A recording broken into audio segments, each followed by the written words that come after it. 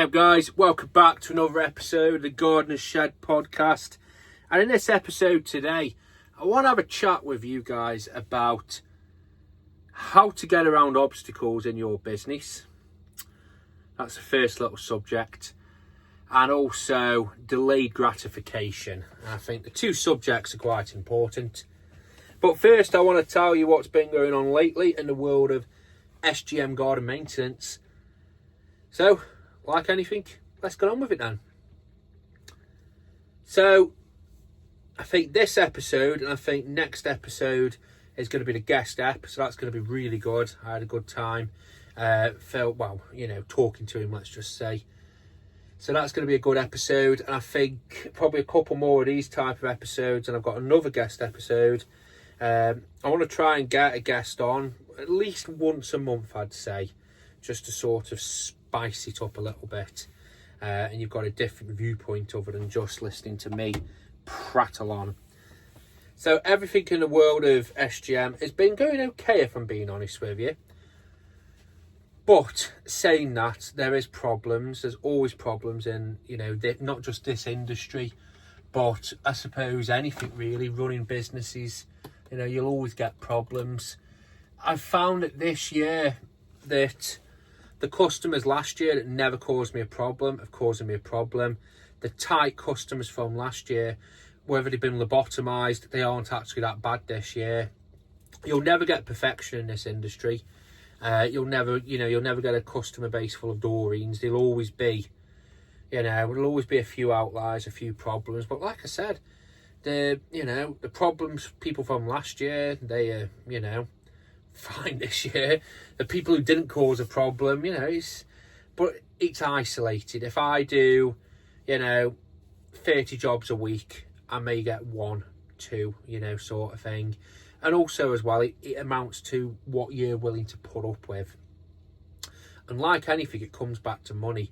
There's 3 sort of customers that are causing problems. Sorry, 3 individual customers that are causing a problem at the moment. One of them's a gentleman, and he started out giving me the whole speech about, we'll get this sorted, get that sorted. That's not materialised. Send the invoice over, pay it straight away. He did that the first couple of invoices, and eventually it's got later and later. Another lady, she's always been a late payer, but she's seeming to get worse now. It's been 3 visits. I don't believe that she won't not pay me. I think there's a lot going on in her life, but at the same time, it's no excuse. I'm sorry. It's if you can pay your mortgage on time, you can pay your shopping at Tesco on time, you can pay your gardener on time. I know it's not hard. I probably go out of my way the most so people can pay me. People can pay by backs, cash, card machine. There's no excuses really. In my world anyway, there's no excuses.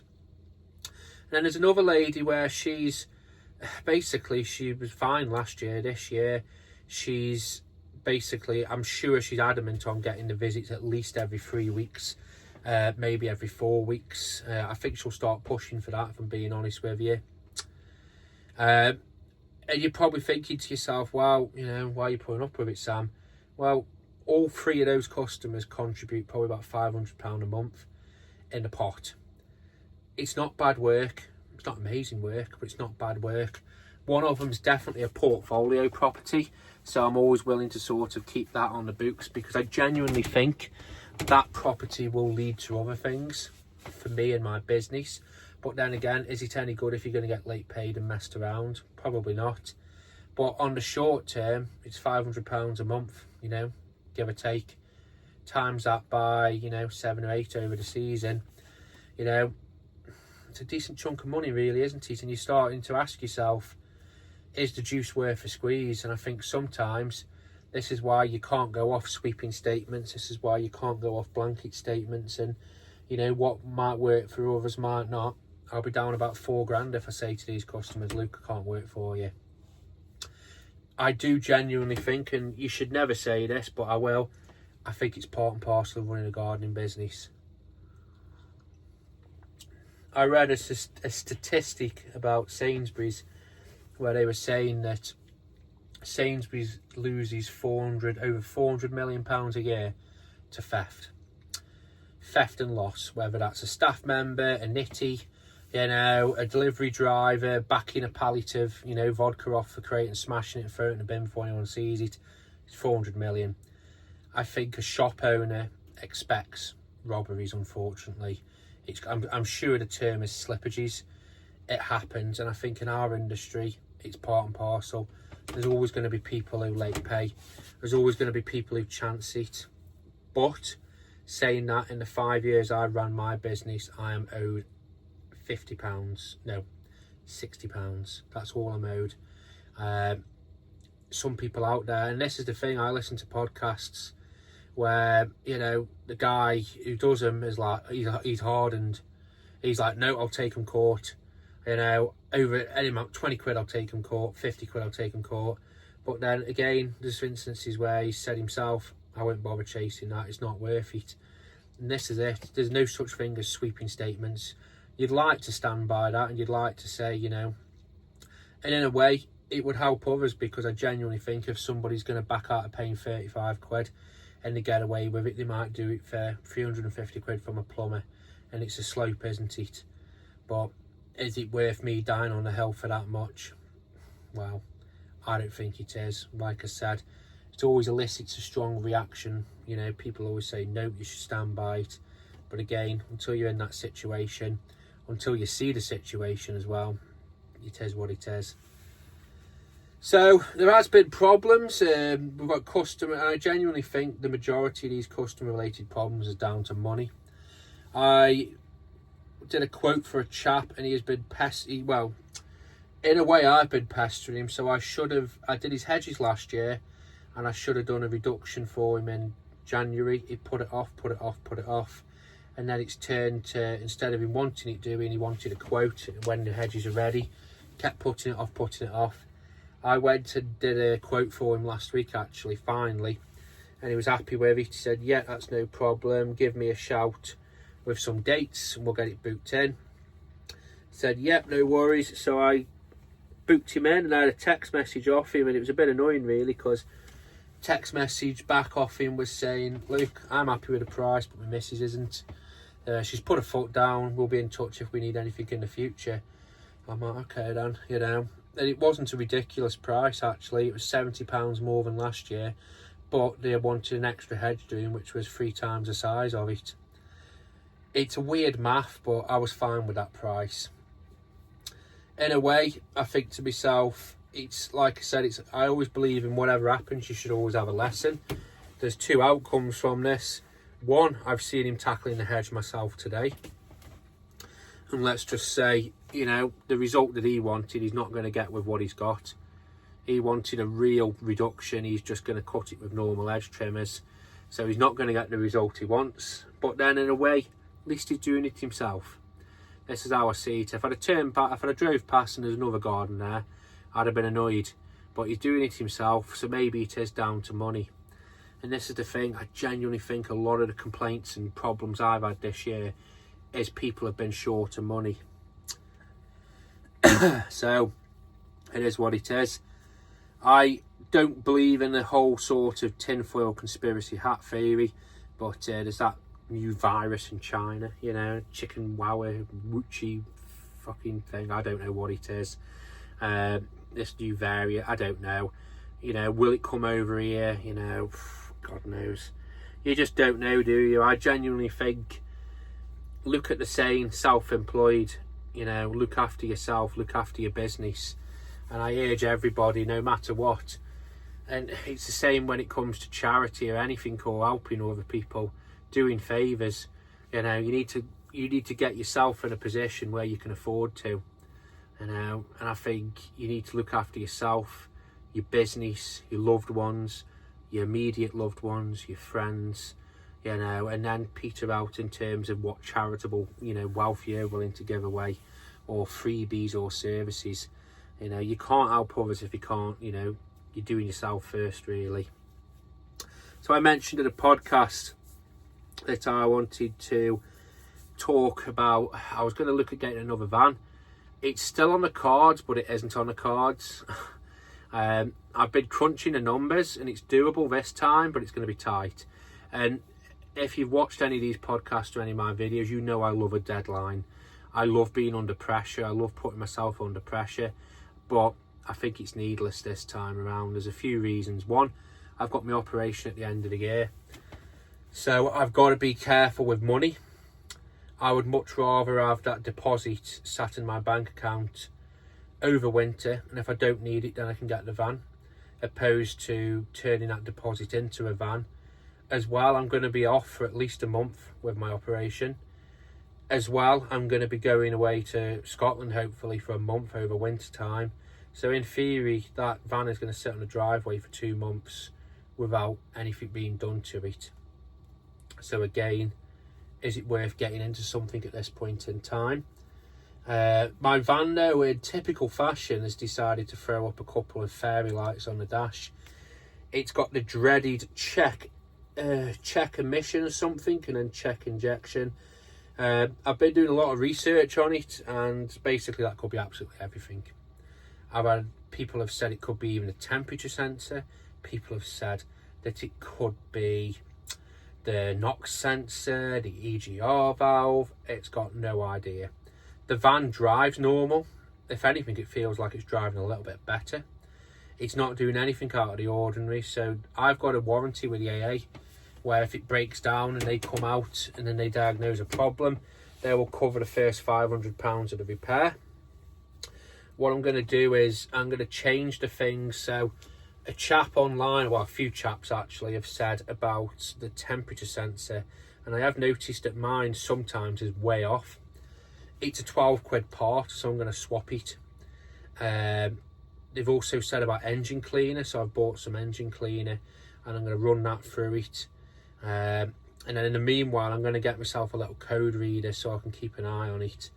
If that doesn't solve it and that doesn't fix the problem, I think I'm going to go either down the route of trying to find a trusted mechanic, or, dare I say it, go to the main dealer. Now, for me, the main dealer's always been bob on. They've always cost me an arm and a dick and a leg and a testicle, but they've always been bob on. They've always sorted it. My thing is that with the AA, if it is that they cover it, I'll get 500 quid off. I'm hoping if I go to the main dealer or a specialist, they will know about it, be able to get onto it and be able to fix it there and then, opposed to what I've heard from other people where it's a parts roulette, where you just keep swapping parts until it gets fixed and the lights go off. Like I said, but what I'm going to do in the meantime is I'm going to do a video on this. I'm not going to tell you what it is in typical fashion for suspense. I'm going to look at another vehicle actually, and it's a cheap vehicle. It's something that I've always wanted it's not a pickup truck, it's not a truck, but it's an off-road vehicle. It's not a Land Rover because I don't fit in them. Well, I can, but it's just so uncomfortable. But it's of that ilk, let's just say. And I've always wanted one. As sad as it sounds, I'm not a car guy. One of my customers has got a very, very, very, very, very nice Rolls Royce. And every time I look at it, I think I'll just rip the leather getting in and out of it with my keys that are always attached to me, or I'll end up... It doesn't do anything for me. I appreciate nice things like that, but it's not on my list. This car, actually, as sad as it sounds, is probably one of the top 5 cars I've always wanted to own. So I'm going to look at one, and I've found one. It's got, well, lowish miles for that age, 100,000. But apparently they are known for being bulletproof engines. The only problem is rust can be a little bit of a problem with them. So that's all the clues I'm going to give you. It's not a Land Rover, it's a 4x4. It's got a bulletproof engine, apparently, and rust loves it. So according to the guy, so one of my customers is a mechanic, and he himself looks after it, and I trust him. He's an old school mechanic, by the way. So he's been looking after it, and he said that mechanically it's fine. He says the only thing he'd recommend I do is to give it a scrub underneath and put some Lanogard on it, which I would do anyway. And what I'm going to do is, if I do get this car, I'm going to get enough to do basically all 3 of my vehicles. And that's the harrowing part. I will be owning 3 vehicles. And the reason is I was talking to somebody about this. The most stressful thing in my life is mechanics and cars breaking down, because I'd say not every single time, but the 9 times out of 10, I've had cars repaired, vans repaired. Don't get me wrong, when I had my van, it was under warranty, the main dealer. Like I said, for me, the best dealer experience I've ever had is the main dealer. They got me in straight away, courtesy car, even when it was out of warranty and I was paying for it myself. Top-notch service, absolutely top-notch service. Couldn't fault them at all. Yes, I was paying for that privilege, but they were top, absolutely top-level service. Never had a problem. I never had it where it was fixed and the lights come on, you know, afterwards, or there's a problem. Always been bob on. But I'd say there's been one other garage that I go to which is very hit and miss. If I can get in when the receptionist who I like is on, it gets sorted. If she's off, it's basically the Chuckle Brothers and the useless. Literally, I remember when I was trying to get my van booked in the camper, I said to him, I said, what van is it? And he said, it's a Citroen Relay. Never heard of that van. I said, you know, the Ducato Boxer, you know, like the most common van out there. No, never heard. I'm like, fuck you know. But like I said, I'd say 9 times out of 10, I've ended up feeling like I've had my pants down. I remember one time, I used to take my car to a garage where I live, and it's been there a few times, and I had problems with them. And I was talking to one of the mechanics, this was about 5 years later, and because I don't think he knew I used to take my car there, and he was joking about where I used to work, and he made an offhand comment about that they used to rip people off deliberately. And I had him about it. I said, well, look, I used to take my car there. I says, you know, and he started backtracking, but that was it at that point. I says, and it's true, because for me, the most stressful points in my life have been when I've had to have a car fixed. You don't know what you're doing, you're trusting him, and you're just not getting any confidence back. And quite often, when you're having your car or your van repaired, it's expensive. And I'd say typically, the majority of times I've had that is when I haven't had enough money to repair it, or I've just had enough. And, you know, you're constantly chasing your tail. I remember when I first went self-employed, I paid off my van. The warranty was well out of, you know, use at that point. And it was when I used to work at the place, I used to take it to the main dealer. But when I left my job and I went self-employed, I thought, well, I'll take it to a garage. And I had two garages I tried to get into, which was shocking. Like, one was like, yeah, we can look at it, but it won't be for 6 weeks. I'm thinking, I've just gone self-employed, I can't be doing with this. And then another one, and they fixed it, but if I'm being honest with you, the problem still persisted until it went away.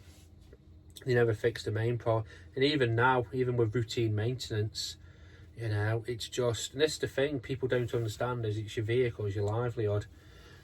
So anyway, I've rambled on a bit too much there, but basically looking at getting a second vehicle, for one, I've always wanted one. It's definitely going to be a business expense. It's going to be kitted out as a work vehicle, and then the idea is, if, you know, I'll use it in the winter, I'll use it for towing, I'll use it for other stuff, I'll use it, and I'll be honest with you, when I look at my gardening round, I have days where I'm just mowing going, and I'll be honest with you, I wouldn't mind just pootling around with just a mower, a strim and a blower in the back of this truck. So that's going to be an option for that. And as well, if this van breaks or there's a problem, it'll be fine. I can keep working, and that's, to me, that's invaluable. Yes, if your van breaks down and it's off the road for 3 days, I can't go out to work in this, in a camper van. It's not feasible. I'm not renting a van because of, problems with that. So I'd have to have 3 days off. Yes, I could move the work around, but it's never really the same. It's to have another vehicle in standby is going to be fine for me. So that's going to be coming up. I have bought some new equipment. I'm waiting for it to come. So I'm going to do a video showing the new equipment. Don't get me wrong, if I have like a new, it depends, but it's going to be my first unboxing video. And the reason is, I genuinely think these are really useful items. Really, really useful items, in fact. So I'll do a video showing that. So let's get on with this sort of, subject in hand. Is first one I talked about is putting obstacles in your way. So I genuinely am a believer of how do you eat an elephant, one bite at a time. So I had a job so backstory, I've always said to you about I've had problems with like border work and weeding because of this hernia. Now, touch wood, it's been fine. I still have problems, like even now I've got a little bit of pain off it, but it's not that bad. What happened a couple of years ago, so when I had my colostomy bag, before I had the reversal surgery, I developed a hernia literally just above the colostomy bag. And it was very painful, absolutely incredibly. Well, I had 2 hernias actually, and they just didn't get on with each other. So I had it when I was working, where I would just have absolutely debilitating pain. And what it did was it crept up slow. I could feel it coming on. I could never work out what it was, whether it was lifting something wrong, sneezing, getting out of bed too quick, you know, the food that I ate, the food I didn't eat, pop, coffee, caffeine. I tried out, I went through as much as I could to try and reduce the problem down there. But what would happen every so often was this pain would come on. It would come out of nowhere, but it would come on slowly where I could feel it coming on. And I knew that was my time to get packed up and get home, because what would happen is it would just get worse and worse and worse. The longer I tried to fight it, as in if I tried to work through it, what would happen is it would just get worse. And I would be, instead of me being on my back for a couple of hours, I'd be on my back all day. So I learned pretty quickly that when it come on, I had to get home. Don't get me wrong, I wasn't like on the verge of shitting myself. That was normal for me, well, with a colostomy bag, but you get what I mean. But TMI there. But I had to be very careful in terms of the pain. So I had it with customers where I'd start a job and I'd have to go home. I'd have to say to them, look, I've just got to nip home. And I tell them why. I said, look, I've got this pain. And the only thing that solved it, painkillers did nothing. The only thing that actually solved it was lying down. So many times, literally, there might be 2-3 times in a week, and it might not happen for a month, but there'd be more times enough where I'd just go home and I'd lie down, and eventually the pain would go away. Whether it took an hour, 2 hours, 3 hours, it would go away. So ever since then, I've been very careful. And now with having this other hernia, I'm very careful. So I think that is a block that I've put on to certain jobs. Now, I think you should be free to choose the jobs that you take, but admittedly, sometimes there is crossover. So for me, I've always tended to avoid away border work, border jobs. I'll be honest with you, I typically now, if it's hands and knees border work, I won't do it. So if, a customer's got a slabbed area and it's literally plucking the weeds out of that, they don't want weed killer, they've got to be pulled out, but I don't want that job at all. That's not for me. If it's border work where, you're pulling weeds out with a hoe, I don't mind that. But I'll be honest with you, ever since losing some weight, I've found it's got a lot easier. So I've been taking on a little bit more of that. But again, I'm being very careful because I don't want to do too much of it and end up getting into a pickle. So I had a job and I turned it down initially a couple of months ago, but she actually come back to me again to see what I could do. And it's actually a bit of a landscaping job. And I told her the first time I couldn't do it, and I told her why, hernias and all that. And she was like, okay now, but she come back to me. And I says to her, let me come and have a look and see what I can do. And I think sometimes you put obstacles in your way. And for me, I looked at this job and there was a few things that stopped me from doing it. One was the work itself, a lot of border, a lot of like ripping stuff out, digging stuff over. Waste was another problem because she lives about 20 minutes away. It's tight access down her road, so I couldn't take the trailer. I could take the trailer, but I wouldn't be able to turn it around. And also it's not really the type of work that I want to be doing, But I'll be honest with you, first off, since losing the weight, some weight, I found it easier to do that work. So my mindset's been changed on that. The waste issue, we're going to get a skip. So instead of me carting it back, it goes into a skip. And as well, if it's going in a skip, there's no emphasis on trying to, if you're taking weeds out, you try and bang as much soil off as possible. Well, she just wants the area gravelling, so it's not imperative if the soil stays there. So if anything, we can just hoy as much of it in the skip as possible. And then as well, the work, there is some work, there is some elements of it that are back-breaking. Get my brother giving me a hand. He's able, and between the two of us, we'll be able to sort it. So I think sometimes you put obstacles in your way, and I think sometimes you need to almost take a step back and try and work out how these problems can become solutions, let's just say. And I suppose it's the same with a lot of things. It's like today, I had to, there was this huge sort of, I don't know what it was like a palm, pampas grass type thing. And I think even having the right equipment for it, and this chap, he was saying he didn't want them digging out, he just wanted them cutting as far down as possible. And they were really thick. They were one of them where you sort of,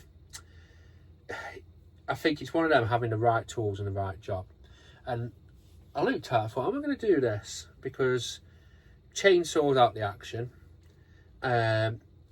You know, maybe handsaw, but again, there was a lot of gravel around. And I've got a few nice saws. I've got like a little silky saw and an ARS one. And I've got a couple of scrappy saws. He did say that he's not sure what's around it. So I didn't, you know, I've seen people where they're buying, and I'll be honest with you, if I see one, I'll probably pick one up, where people are buying these cheap recip saws. That could be an option because they aren't that fussy what they cut through. But again, this chap would be if I cut through, you know, something there he didn't know. So I thought, how am I going to do this? So I used my cordless secateurs. And you know what? Okay, they couldn't cut through it completely, but it could take enough bites out of it that it could be cut right down to the ground. And you know what? This chap was amazed. He said, I can't believe how quickly it took you. And I think I charged him £30. I was only there for about 10 or 15 minutes. And I had in my mind, you know, for that price, he might be like, well, that's a bit much, 15 minutes for 30 quid's worth of work. And he helped me tidy up. So that's why it wasn't very long. When I was thinking, well, if he says that, I'll tell him, you know, and this is the thing, time is a factor, don't get me wrong, but it's the value for money when it comes to this chap and what you're leaving behind. Now, some gardeners out there might have been a lot more than that. Some gardeners out there might have been there 2 hours doing it with a handsaw or trying to dig it out or something.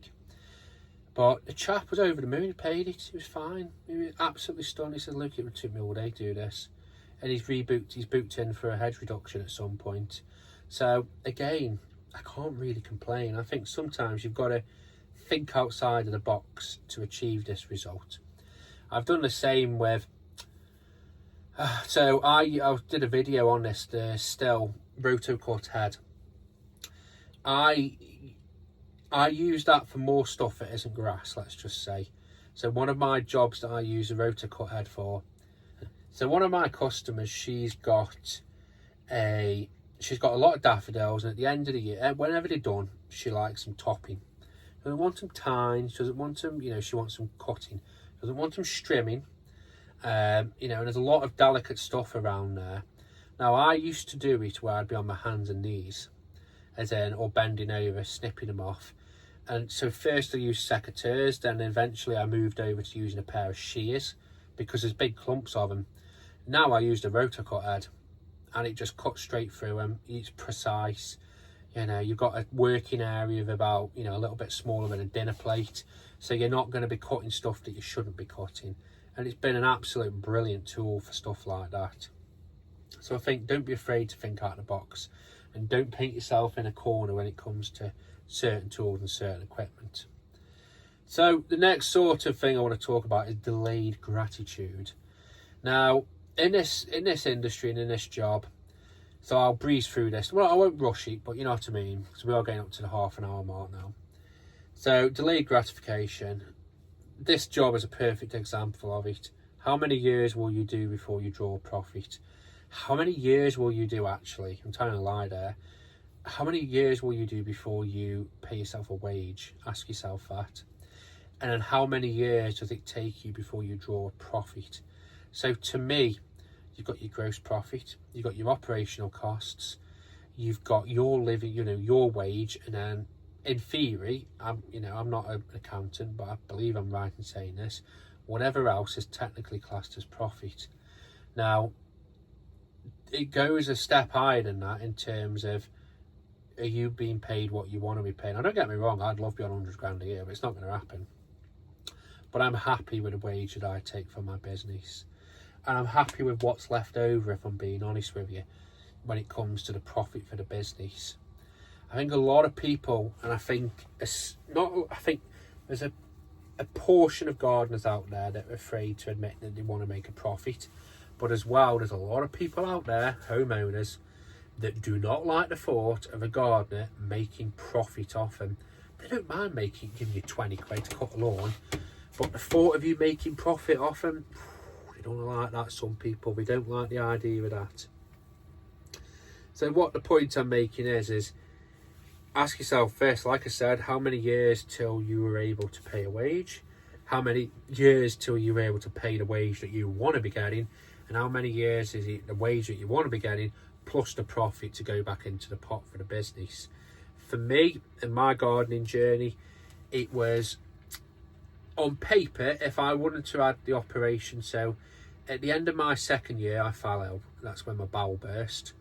But on paper, I was getting to the point where I was, in air quotes, getting a bit of a wage. Not the best wage, but it was better than what I had in my previous job. So at that point in time, I was happy with that. Now, I think not a lot of people, but I think, I won't bring other people into it, but I think there'll be people out there that at that point in their journey where they're getting a bit of a wage, they can start not drawing back. But when you first start your business, you're starving, you're hungry, you'll take whatever work you can. But when you get comfortable, that's when the pressure's off. And what could end up happening is you could end up, backpedaling a bit or taking the pressure off, and you can coast. And I think coasting's not bad. I did it last year where instead of putting money back into the business, what I did instead was I put as much money back into my personal account as I could to do the camper van. So I spent very little on the business. Now that was good and bad. What it did was it helped me get this place, but it gave me that bigger tax bill than I was expecting, because I've not spent much at all really. And it's a false representation of what the business is costing and what it can earn and what it can spend. So this year if anything this year I'm trying to get the business, so I've gone back to what I was, which was heavy investment.